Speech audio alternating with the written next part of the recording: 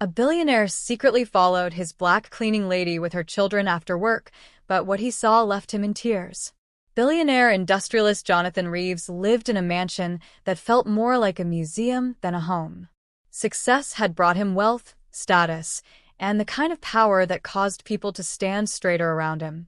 Yet inside, he felt hollow, detached from real life, real people, real stories. And then there was Grace Ocone, his black housekeeper. Grace moved quietly. She kept everything spotless. She spoke only when necessary. "Good morning, sir." "Excuse me, sir." "I'll take care of it, sir." She carried herself with dignity, but behind her soft tone lived a weight he did not understand. Jonathan noticed her hands the most. Calloused, tired, overworked. The hands of someone who lived a dozen lives at once. Some days she arrived with exhaustion sitting behind her eyes. Some days with concealed stress she tried to hide beneath a small smile. And one morning, as she carefully arranged fresh flowers in the foyer, Jonathan overheard her whisper to herself. "Just one more week. God, please strengthen me." He paused in the hallway. One more week for what, he wondered. Grace's life outside his mansion was a complete mystery to him, yet something inside him stirred, a curiosity he could not explain. Later that evening, as she left early holding the worn backpacks of two small children waiting outside the gate, Jonathan watched through the window. Her daughter tugged her hand. Her son leaned on her for comfort. Grace forced a smile for them, the kind a mother creates even when her entire spirit is cracking. Jonathan's chest tightened. A billionaire with more money than he could ever spend, yet the woman who kept his life running could barely keep hers together. That night, alone with silence humming through the halls, Jonathan made a decision he knew was irrational, intrusive, maybe even wrong, but something told him it mattered. He would follow her tomorrow.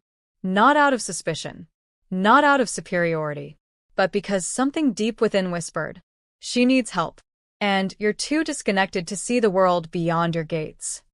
He fell asleep with an unfamiliar feeling rising inside him, empathy knocking on the door of a heart he had long forgotten he had. Tomorrow, his entire world would tilt. Tomorrow, he would learn who Grace truly was.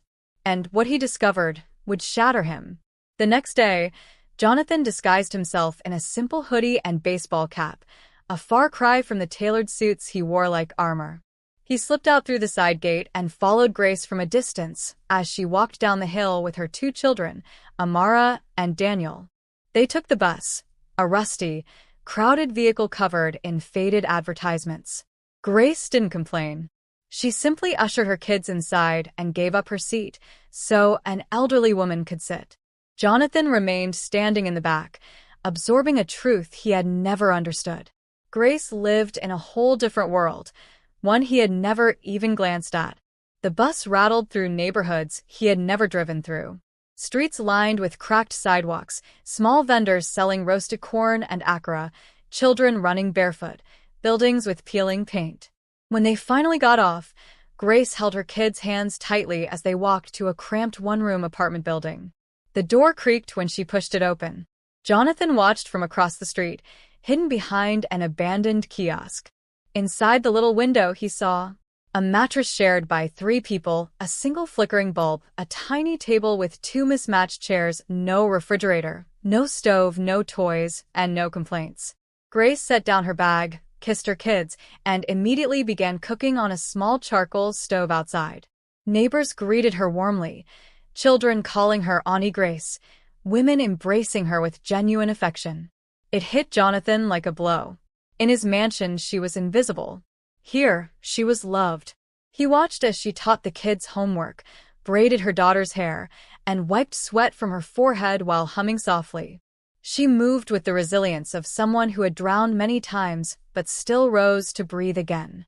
Later that evening, she left the children with a neighbor and walked toward a community center. Jonathan followed. Inside, she met with a counselor. "My son needs medical treatment," Grace whispered, tears choking her throat. "But the bills are too much." "I'm trying. I'm really trying." Jonathan froze. "Daniel's sick?" The counselor touched her hand gently. "We'll keep looking for help. Don't lose hope. But hope was slipping from Grace's trembling fingers. Jonathan walked back to his car with his heart pounding painfully in his chest. This woman worked for him every day, and yet he had known nothing. He sat in the darkness of his luxury vehicle, breath shaking, heart breaking. And for the first time in years, Jonathan Reeves cried. The next morning, Jonathan entered his mansion with a heaviness he'd never felt before. Everything looked the same: shining marble, gold-framed art, spotless hallways, all cleaned by a woman who went home to a single mattress for 3. Grace arrived right on time, greeting him with a gentle, "Good morning, sir," as she began dusting the shelves. But Jonathan saw it now, the concealed exhaustion, the burden behind her smile. When she walked to the kitchen to begin her chores, he followed. "Grace," he said quietly. She stiffened. "Yes, sir? Are your children all right?" The cloth in her hand froze. She didn't look at him. "Yes, sir. They're fine." But her voice shook, just slightly, and Jonathan knew. He said gently, "I happened to pass by your neighborhood yesterday." Grace immediately dropped the cloth. Her breath caught in her throat. You followed me?" Shame filled his face. "I did. I'm sorry. But I saw things I wasn't supposed to ignore." Her eyes reddened. "Sir, my personal life is my burden. My responsibility. I don't want charity. I don't want pity." "It's not pity," he whispered. "It's humanity." There was silence, thick, tense, painful. Then a small voice echoed from the hallway. "Mom." Jonathan turned. A thin boy, no older than 10, wearing a faded t-shirt and clutching an inhaler, stood behind the doorframe. Daniel, struggling to breathe after walking a few steps inside. He must have followed her here, without her knowing. Grace ran to him instantly. "Daniel, what are you doing here?" "I told you to stay with Auntie Folake." I couldn't breathe," he wheezed softly. "I got scared. I wanted you." Jonathan's heart clenched. He had seen donations for children's hospitals. He had written checks for medical centers. But he had never stood close enough to hear a child's breath fighting for air. Grace held her son tightly, her body trembling. "It's okay, baby. Mommy's here." Daniel's eyes drifted to Jonathan. "You're the man Mommy works for?" he whispered. Jonathan knelt down, his voice shaking. "Yes, I am. And I'm honored to meet you." The boy tried a small smile. His brave, gentle spirit hit Jonathan harder than any boardroom defeat ever had. Grace stood between them protectively. "Sir, please. Don't make promises you won't keep. My son, he's sick. Very sick. We're already behind on treatments." "I'm trying, but—" Her voice broke. Daniel touched her arm. "Mom, don't cry." Jonathan rose slowly. "Grace, I want to help. Whatever he needs, tests, specialists, treatments, I'll handle all of it. No conditions. No strings." Grace froze. Jonathan continued, voice cracking. "Your son deserves to breathe easily. Your daughter deserves a childhood. And you deserve rest, even if just for a moment." Grace covered her face with both hands. And for the first time in years, she cried. Not soft tears, but the kind that come from a soul carrying too much for too long. Daniel leaned against her. "Mom, it's okay." Jonathan stepped back to give them space, but his own throat was burning with emotion. He had followed her to understand. He had followed her to learn. But he hadn't expected to feel. Grace did not accept the help immediately. The next day, she approached Jonathan after cleaning the dining room, her hands trembling as she held a folded piece of paper, a resignation letter. "I cannot let you do this, sir. People will talk. They'll say I'm using you. They'll say—" "I don't care what people say," Jonathan cut in gently. "But I do," she whispered, voice breaking. "I've worked hard all my life. I don't want shortcuts. I don't want anyone thinking I'm begging." Jonathan took a deep breath. "Grace, helping you is not charity. It's responsibility. You work for me. You take care of my home. Let me take care of what matters to you." Grace shook her head. "I don't want to feel indebted." "You won't be," he said. "You owe me nothing. But I owe you respect." She burst into tears again. Quiet, painful tears she tried to hide. "It's been so hard, sir. After my husband died, everything fell on me. Rent, school fees, hospital bills. I kept telling my children we'd be okay. But every day, it gets harder to believe." Jonathan lowered his voice. "Let me help. Not to save you, but to stand with you." Her walls began to crumble. Yet still she whispered, "I'm scared." "I know. And what if people judge me? Then they'll judge me too. And if it doesn't work, then I'll try again."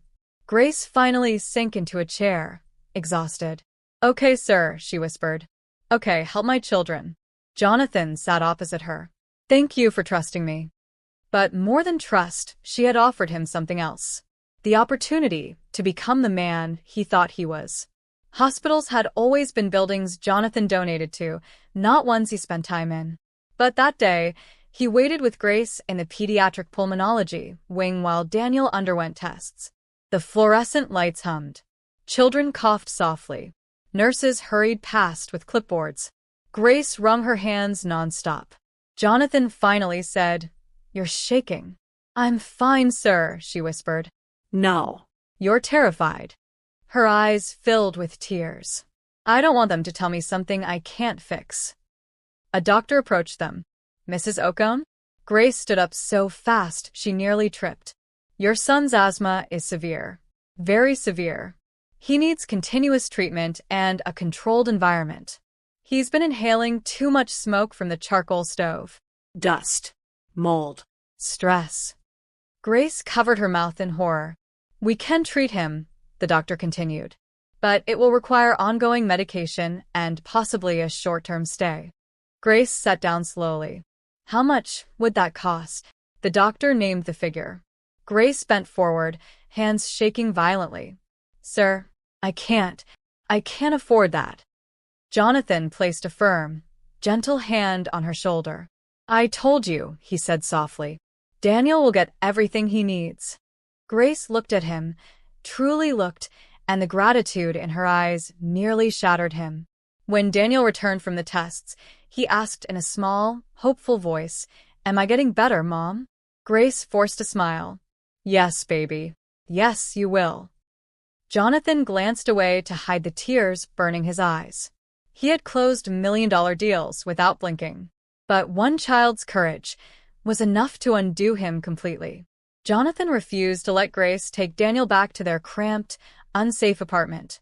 Instead, he moved them temporarily into one of his guest houses, a modest space compared to his mansion, but safe, clean, and close to the hospital. Grace whispered 1,000 thank yous, but Jonathan stopped her every time. "You don't owe me gratitude," he said. "You deserve stability." While Daniel rested, Jonathan brought in workers to renovate her old apartment. He hired electricians, plumbers, painters, and cleaners. He replaced the tiny charcoal stove with a small gas cooker, installed a proper fan, repaired leaks, scrubbed mold from the walls. The neighbors watched in awe. "Auntie Grace, is it true? A rich man is helping you." Grace blushed. "It's complicated." "No," said one neighbor. "It's God." When she visited the renovated space, Grace burst into tears. "Sir, why would you do all this? You barely know me." Jonathan smiled sadly. "Maybe knowing you now is enriching my life in ways I didn't realize I needed." Grace wiped her tears. "I've worked in rich homes before. None of them saw me. You see me. Why now?" Jonathan swallowed hard.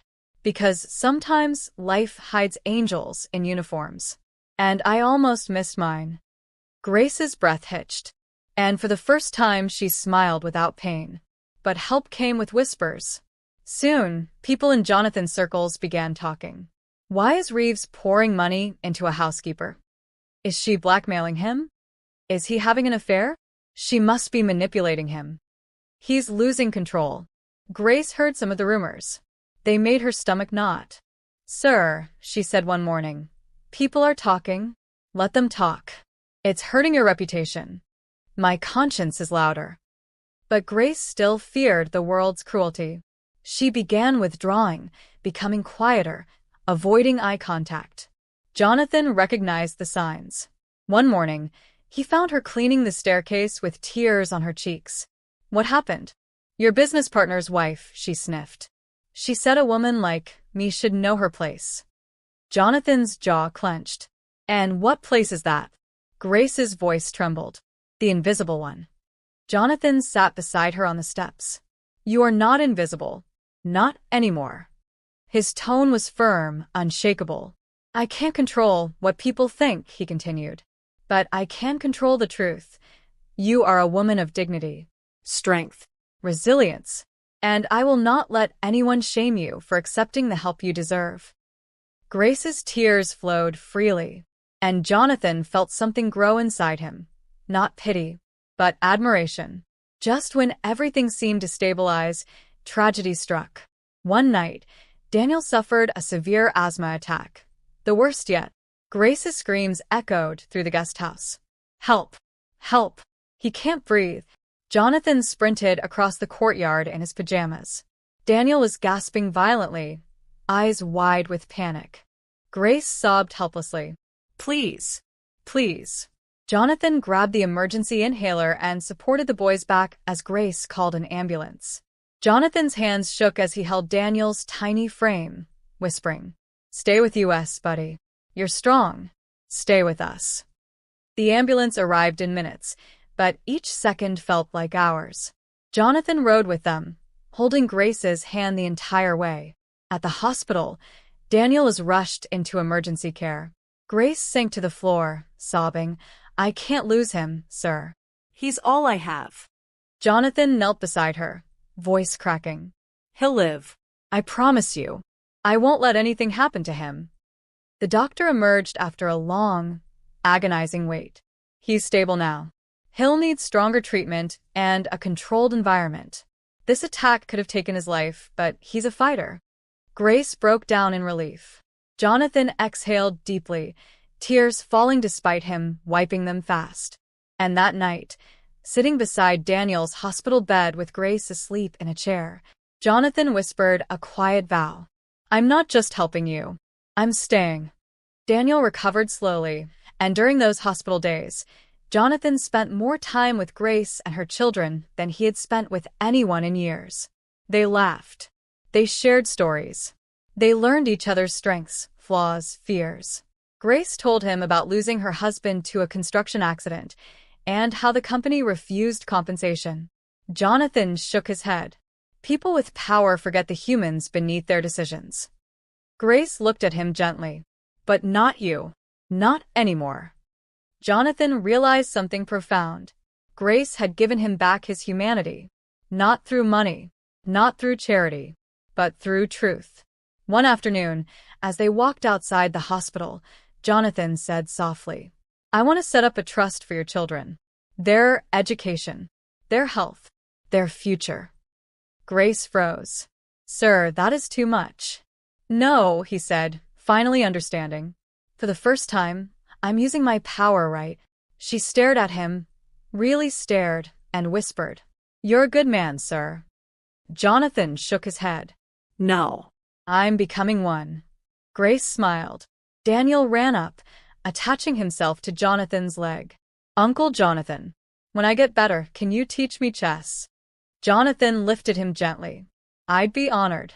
In that moment, Jonathan realized he wasn't just helping a family. He was becoming part of one. A month later, Daniel was healthy enough to run again. Amara laughed freely. Grace glowed with peace. And Jonathan stood in the center of his mansion watching Grace's children chase each other, their laughter echoing in the marble halls, a sound more valuable than the billions in his bank accounts. Sir? Grace said softly behind him. He turned. She wore a simple dress, her hair tied back, her smile warm. Thank you, she whispered. You saved my son's life. You restored my home. You gave my children their future. I don't know how to repay you. Jonathan felt tears rising again, the same ones that filled his eyes the day he followed her home. You already have, he whispered. Grace frowned. How? You reminded me what it means to be human. Grace stepped closer, her voice trembling. You changed our lives. You changed me. Jonathan swallowed hard. And you changed me too. Silence settled between them. Peaceful, powerful, sacred. Then Grace said quietly, "My children call you uncle. I hope you don't mind." Jonathan smiled through tears. "It's the greatest honor I've ever received." Daniel ran up and hugged him. "Uncle Jonathan, come play." Jonathan lifted the boy easily. "I'm coming." Grace watched them, tears glistening with gratitude, not the painful kind, but the healed kind. And Jonathan realized something. He had followed Grace out of curiosity, but what he saw out there gave him the family he never knew he needed. The billionaire who once lived in a silent mansion now lived in a home filled with love, laughter, and purpose. And every tear he shed was worth it.